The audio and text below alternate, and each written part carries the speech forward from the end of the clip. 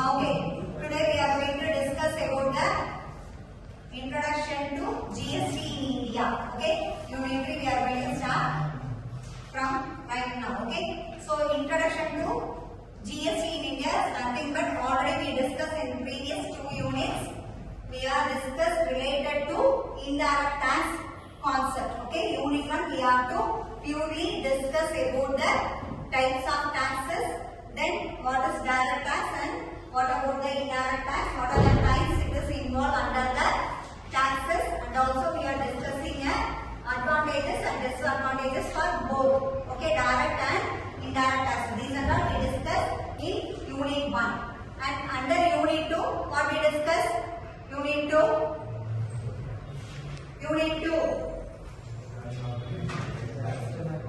Last week only you wrote the exam, no? Customs duty and excise duty. Okay. So under the customs and excise duty, we have to discuss about all the concepts related to the goods. Okay. What is called excise duty? Within India, we are manufacturing goods. Okay. So as a manufacturer, once they are manufacturing goods within our India, that is domestically produced goods only coming under the excise duty. So that particular manufacturer only they have to pay the tax, like call it as a excise duty. Okay. Whereas customs duty, what is called customs duty? We have to pay the tax or levy on import and export of goods for foreign country, okay, abroad countries. Suppose in case we are going to export our item to the foreign country, at that time we have to pay the duty. As an exporter, we have to pay the duty. The same thing importer. Import duty is nothing but, suppose if we are going to import any items from the outside country, which is not available in our country. That particular item is not available in our country. At that time we are going to import from foreign country. At that time we have to pay the duty. That duty is called as the import duty, or we have to call it as customs. Under the customs duty we are having import and export duty. Okay, these only we discuss unit 1 and 2.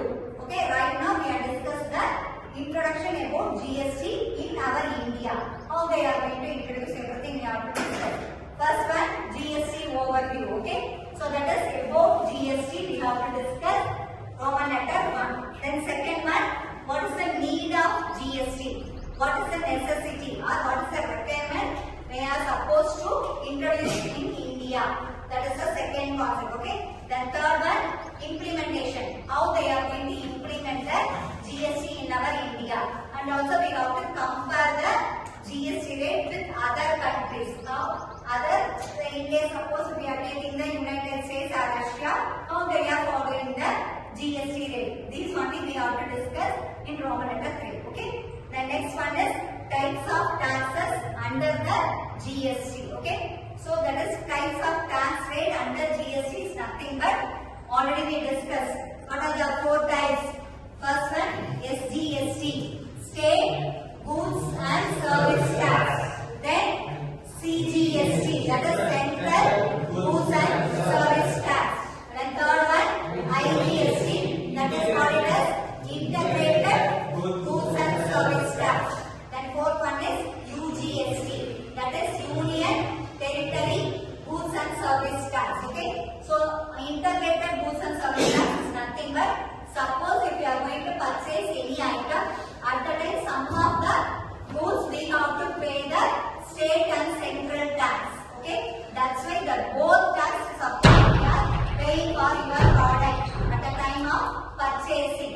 That is called the IGST, integrated. You have to pay the 2 taxes, that is central and state taxes. Clear? Manoj, listen here.